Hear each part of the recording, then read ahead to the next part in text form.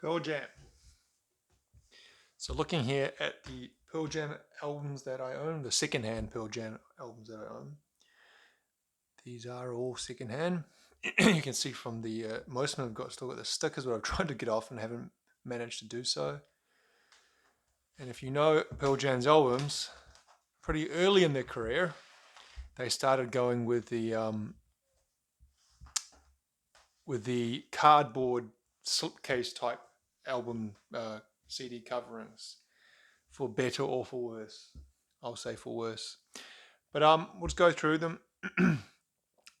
So this one I got, I think that's for a D code there, but I think I got this for about $4 or $5 a couple of years ago. I've owned this a bunch of times in my life. I owned it when I was a kid. It was a pretty early CD that I bought in, I think, like 93 or something. But Pearl Jam 10, their debut album, a pretty huge album with some of their most famous songs on it. You go through the track listing and almost every song's famous. Um, well, I guess if you know them, but the big singles were Even Flow, Alive, Jeremy. Was Black a single? I'm not sure it was a single, but it was a huge song. But the songs that I consider to be the well-known songs of this, Once, Even Flow, Alive, Why Go, Black, Jeremy, Oceans, Porch. The last three maybe are lesser well-known, but I say certainly the first eight are all, even if they weren't released as singles, were big songs and were big part of their live sets back then. Maybe even to this day, I'm not sure. It's a pretty great album. Um, the CD booklet, it folds out to a poster. I remember my mate had it on his wall when we were kids. What kind of a mini poster of all the boys high fiving, or maybe just touching hands. But looking at their fashion style there, apart from, so you've got Stone Gossard there, Jeff Ament, I think Eddie Vedder's in the back. Maybe that's Eddie Vedder because he's quite short, isn't he? You can see there's a lot of under, what do you call, like what we call them thermals. And there's like, seems like he's wearing them as well, kind of like shorts over the top of kind of like leggings. That seemed to be a big part of the early Pearl Jam dress sense. Quite different from Nirvana. And that's why, in hindsight, it really is, apart from them both being from the same town, it's quite puzzling how, well, I guess not. In some ways, it's quite, I guess what I'm saying is that musically, Pearl Jam and Nirvana were not in any way similar. Like I remember recently, well, not recently, a couple of years ago, you can find, on YouTube, they have isolated tracks from different songs. Like you can hear, for example, Pearl Jam Even Flow, and you can hear just the rhythm guitar track, or just the bass guitar track, or just the vocals. And I was listening to the guitars of this album, and the guitar work is really quite intricate, and the interplay between um, Stone Gossard and, I can't remember the guy's name. What's it? Mike. So I'm just referencing. I should know this. Mike McCready. The interplay between the guitars is quite, I don't know, not what I'd imagine. As in, when you hear the songs as a whole, you kind of have a soundtrack in your head of how you imagine the guitars go. But then when you hear them isolated, you think, well, there's a lot of like I don't know, fiddling about on the guitars going on, a lot more than I would have imagined. And Nirvana had nothing even approaching that kind of style of guitars. Much, much, much more punk approach from Nirvana, and really almost another completely different sonic world from what Pearl Jam were. And it's just interesting how they were kind of put together as the same thing when they were really quite different. The next album, so this was 91, Pearl Jam, 10, and drumming on this album was Dave Cruz, I think is how you pronounce it. Crewson, Dave Crewson. But he left um, almost as soon as the album was recorded. He had some personal problems. So you can imagine that would be a tough pill to swallow, wouldn't it? Um, Leaving the band before this was released and before the band blew up to be legitimately one of the biggest bands in the world for a few years there in the 90s. I don't know how Dave Crewson felt about that, but they got Matt Chamberlain for a few weeks. I think only 3 weeks.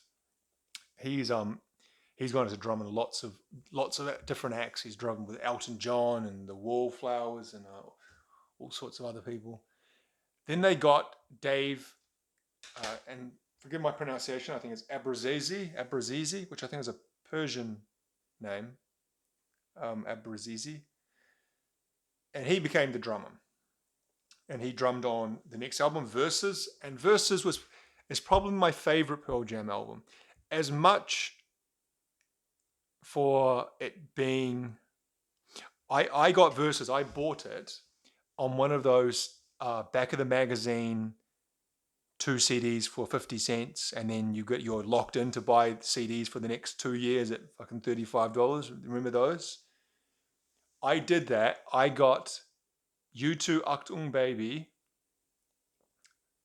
I think I got that Rage Against the Machine self-titled album and Pearl Jam Versus.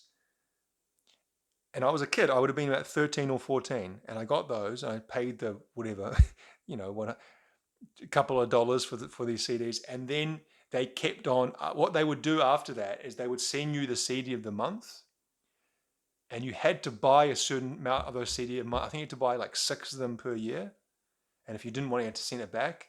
And the CDs of the month were things like, I don't know, Michael Bolton and stuff like that I didn't want, and I was increased. At the end of the year, I hadn't bought any of the extra CDs that I was obligated to buy, and they sent me a bill, basically 6 times $30 or something, saying you owe us this because you haven't bought any of the CDs.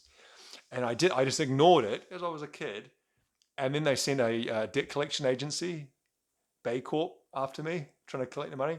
And my dad got really pissed off. He was angry at me because I signed up for something. But I was a kid, a little, like 13, 14 at the oldest. I think I was 13.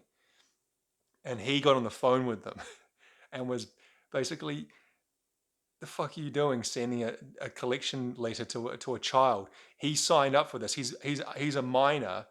He has no they're saying, well, he signed a contract. Well, he didn't sign any contract. An 18-year-old and minor can't sign a contract without parental supervision or, co-signing along with them. And it wasn't a contract. It was just when you sent the money, you were agreeing to fulfill the obligation.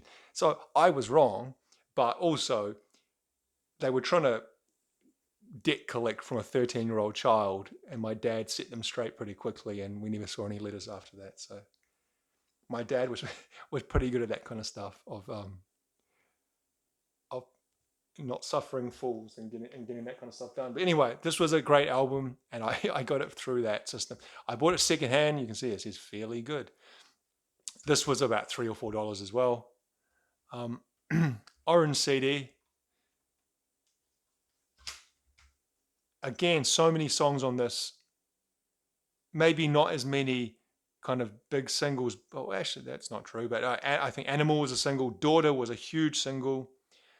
Rearview Mirror was, at least it was here. I remember they released the Saturday Night Live version on Music TV, and that was played a lot. Elderly Woman Behind the Counter in a Small Town. I think that was a single as well.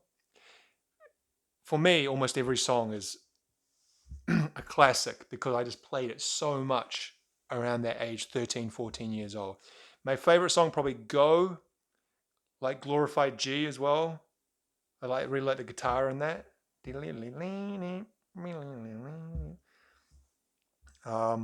Blood's a good song. WMA, it's quite an original sounding song for Pearl Jam. but just drum and bass and vocals. But yeah, great album. Produced by Brendan O'Brien. Who was 10 produced by? Produced by Pearl Jam and Rick Parasha. Okay, so I haven't heard of him, but I have heard of Brendan O'Brien. Brendan O'Brien, I think he did he do Super Unknown? He's also worked with Mastodon, I know. He's worked with fucking tons of bands, but this was a huge album. I think it was one of the at the time it was released, it was one of the fastest selling albums. Like it sold the most copies in a week of that new album at that time. Like in the high hundreds, thousands, like up to close to 1 million, like 800,000 or 900,000 copies in a week. So yeah, probably my favorite Pearl Jam album. It feels weird. It's kind of, as I go through this, I can kind of feel myself getting older just from the memories that I associate them with. Like this is like very kind of early teens, 12, 13, when I was first starting to get into rock music. A little bit older, in my later 13, maybe, no, probably. And this was when I was, so this was 94, so I would have been about getting towards, was it 95? Actually, I think Vitology was 95, wasn't it? But I was getting more towards 14, 15 at that age. But Vitology was the first album where they started using a different kind of case. Now you can see here, this is secondhand. It's got the sale price X on it. This means it probably was about $2 or $3 when I bought it. Problem with this is that that's stuck on there forever, because if I try and peel off, I'm going to get like that. Or, okay, this doesn't have one. So that one survived. But you can see there, some of these shits just don't peel off properly and it just destroys the cover. So I haven't even tried with the Vitology one because I know it's going to get all ripped up. It's already quite battered around the edges, as you'd expect from something released whenever it was released. When was Vitology released? Let's see. It was completed in early 94 and it was released November 94. Yeah, so that tracks. So Versus was 93, Vitology 94. So they're really pumping them out there. You know, you can see when a band's kind of at their peak, because the record company they were with, Epic, was obviously kind of pushing them to strike while the iron was hot.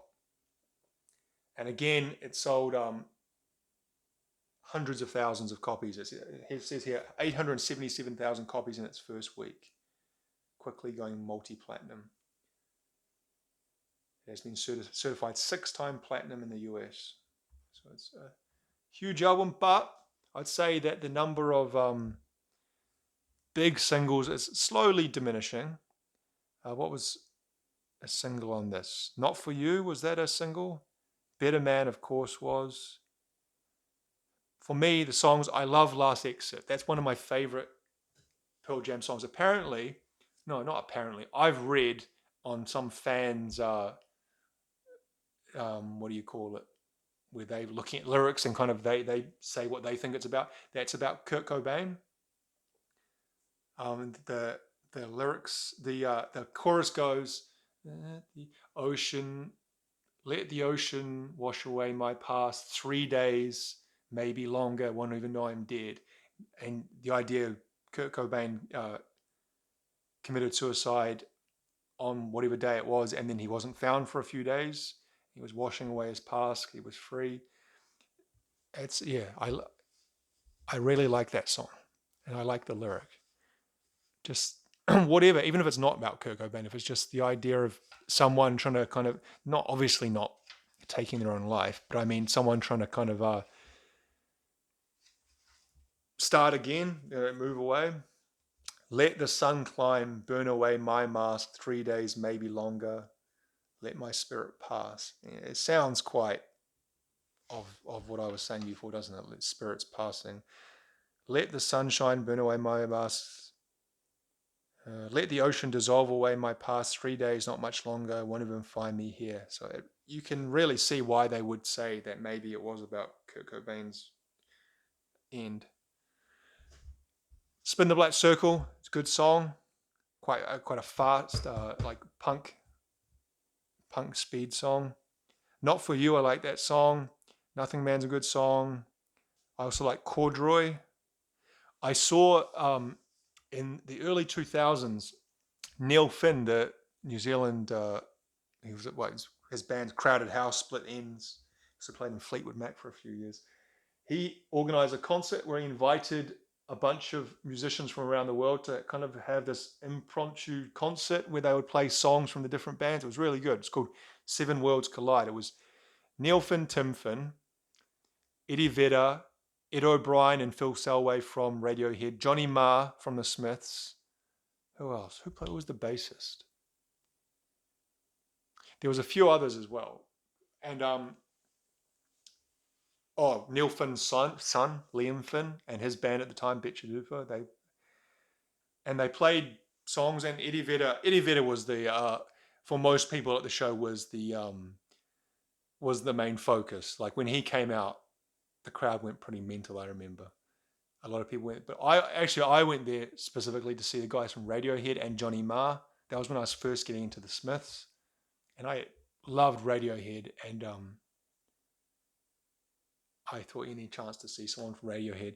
But it was a cool concert, and they played Corduroy. I remember they also played Not For You. Not For You, they jammed. Eddie Vedder was singing, and Betcha Duper, Neil Finn's son's band, they were playing backing band.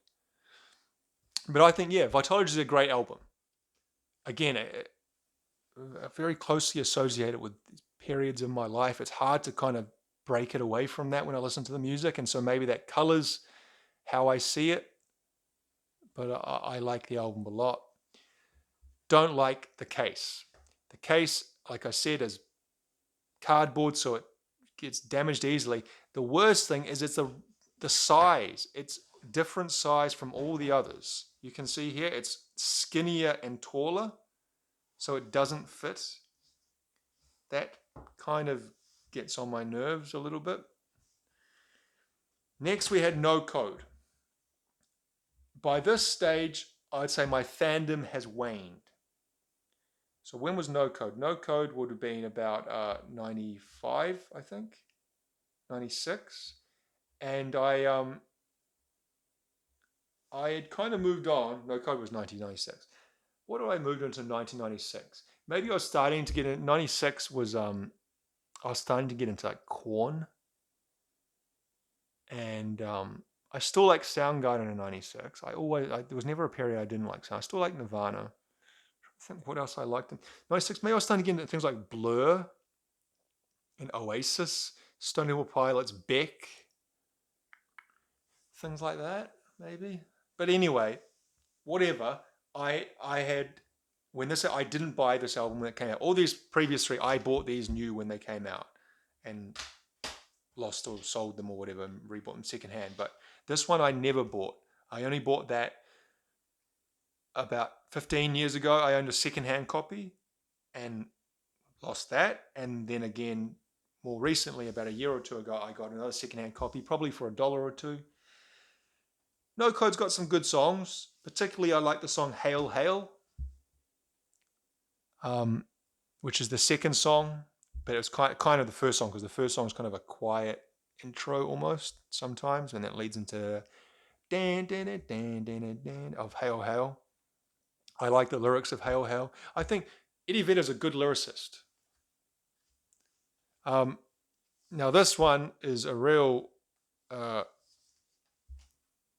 cardboard treat, as in it folds out. You got the band there playing. This is where they kicked Dave Abruzzese out of the band. He recorded the drums for Vitology, but he didn't tour the album.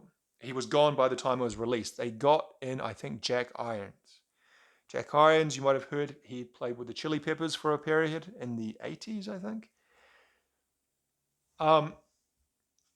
The breakdown relationship with Dave Abruzzese is kind of strange, or not strange, as in that it seemed like he was, when you think of Pearl Jam, they seem of that 90s era where kind of anti-rock star, you know, in as much as like getting groupies and buying expensive cars and typical things we associate with rock stars, was kind of frowned on for a short period in the 1990s with grunge, with bands like Nirvana and Pearl Jam and a few others. Whereas Dave Abbruzzese apparently embraced that lifestyle and was all about it, and that didn't work well. Particularly him and Eddie Vedder had quite a strong personality clash. And Jeff Ament, how do you pronounce his name? And so it got to a position, like for example, the song on Versus, Glorified G, which is about guns.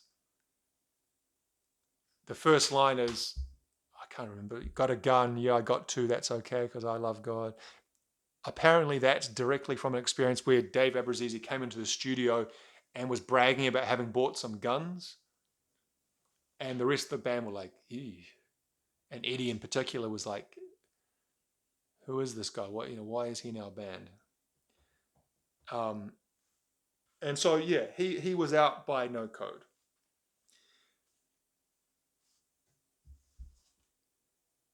This was also the period where they decided to fight Ticketmaster. This is the CD holder. I think one thing I do like about this is the shape of that. That's quite cool. How they made it, especially a shape for the CD to fit into the little plastic baggie. How it's like kind of a rounded shape. So they tried to. I don't remember. I remember this was in whenever you read a music magazine in the mid '90s, Rolling Stone or whatever. This story was in it every bloody month, but I never actually followed it in depth. Basically, they tried to do tours without doing it through Ticketmaster. Ticketmaster maybe still has like a monopoly on the ticketing and system and processes in many parts of the world, especially in America. And they put extortionate servicing charges and fees on top of the ticket prices and make it hard for the band to maybe sell the tickets they want at a certain price. It kind of gets jacked up. And I don't know the relationship between Ticketmaster and venues and that kind of, and so I think Pearl Jam, like didn't they go to the Congress or the whatever and spoke, or maybe some sort of committee hearing, because they were claiming Ticketmaster was a monopoly and needed to be broken up under antitrust laws or something like that. I've seen pictures of Stone Gossard sitting in a Congress subcommittee type, whatever you call. I don't know that much about the American political process, but they ultimately failed, I think, was the end result. So this was also produced by Brendan O'Brien. This one sold a lot less copies, and you see there was no barcode. That was the whole idea. No code. Also, no mention of Pearl Jam directly. You can see a little one here on the side, Pearl Jam. Does it say? Oh, there we go. No code. Epic Records. But it doesn't have, like the typical barcode you might see on an album. And that's why maybe they called it No Code. But I'm sure there was other reasons for that as well. It also, they didn't make any videos for it, I don't think. And it was just nowhere near as ubiquitous and everywhere as the previous three albums had been. The what do you call it? The marketing, whatever you want to call it. The marketing, lost words as usual. Campaign, that's the word. The marketing campaign was almost non-existent. And they offered this little pocket thing here, and they had some Polaroids in them. I don't know what that is. Mouth of a painting. And one of them is a guy falling off a tightrope. I remember that. A wave. Well, maybe it's different. Maybe every album is different. Because like I said, I used to own another copy of these, and the lyrics on the back. And one of them was a guy falling off a tightrope. Is there room for both of us apart? Are we bound out of obligation? He's talking here about his first wife. And then I get to thinking, I don't want to think, I want to feel. How do I feel? How do I? Swore I'd love till the day I die and beyond. Are we going to the same place? If So Can I Come? It's egg rolling thick and heavy. The Past, Carrie. Hail, hail, the lucky ones. I refer to those in love. So his wife cheated on him, I think, Eddie Vedder's first wife. And this album, I think some of the music, especially that song there, Hail Hail, is about maybe, don't know if it was before the breakdown of their relationship or after, but he had married as kind of his high school sweetheart, even though he got, massively famous, one of the most famous guys in the world at one point. He had stayed with his original girlfriend and then wife. Her name was Beth. And I think he was away on tour and she cheated on him, is the story that I've heard. Which is, who knows. Anyway, so there was No Code. Then, I think 98, Yield. And this is the last Pearl Jam album I own. And also probably the last, after this, I would struggle to be able to name a Pearl Jam song, or, of course I could probably recognize a Pearl Jam song because of Eddie Vedder's vocals, but my fandom kind of ceased. As in, I still like the band and I still own these albums, but for me, that was the end of it. Brain of Jay's great opening song. I like the way they start it and then they leave the studio outtake in there. 1, 2, 3, 4, 1, 2, 3, 4, like that. Faithful, it's a good song. Given to Fly was the first single, and Wishlist was also a single. Don't like Wishlist. Do the Evolution is one of my favorite one of my favorite Pearl Jam songs. The video, which was done by Todd McFarlane, who did Spawn, is one of the greatest videos ever done, I think. It's an animated video, goes through kind of the evolution of human history, I guess. It's really cool. So not a bad album. A bit more filler than the previous ones, though, I think, especially on that second half of it. Now, this may have been the first album where Mr. Matt Cameron was in the band. Or no, sorry, still Jack Irons. But I think shortly after this, Matt Cameron joined, and every album since this was Matt Cameron. Matt Cameron, drummer of Soundgarden. In Soundgarden, one of my favorite, or not one of my, Soundgarden is one of my favorite, if not my favorite band of all time. Matt Cameron is an absolutely amazing drummer. However, almost every live song I see him perform from that classic era, like Even Flow or Jeremy or Go, it seems like his drumming style doesn't fit that band, Pearl Jam. It's like he's always taking a turn from the movie Whiplash. He's always rushing. It's like he needs to sit back a little bit. Not like I know anything about drumming. I'm giving Matt Cameron pointers, but it's just that's how it sounds. I felt Dave Abruzzese style fit that band a lot better. Just to finish off, they went into the Hall of Fame a few years ago. They inducted all the current members: Matt Cameron, Stone Gossard, Jeff Ament, Eddie Vedder, Mike McCready, I said Matt Cameron, didn't I? One former member, Dave Crewson, who drummed on 10 but didn't anything else. They didn't want to induct Dave Abruzzese. That just seems ridiculous. He was the drummer through their most popular, biggest period. As much as they didn't like the guy, apparently, that just seems petty and stupid from the Rock Hall of Fame as well. But anyway, I'll leave it there because I'm almost at half an hour and I've blabbed a lot. Pearl Jam, great band, great albums at the beginning.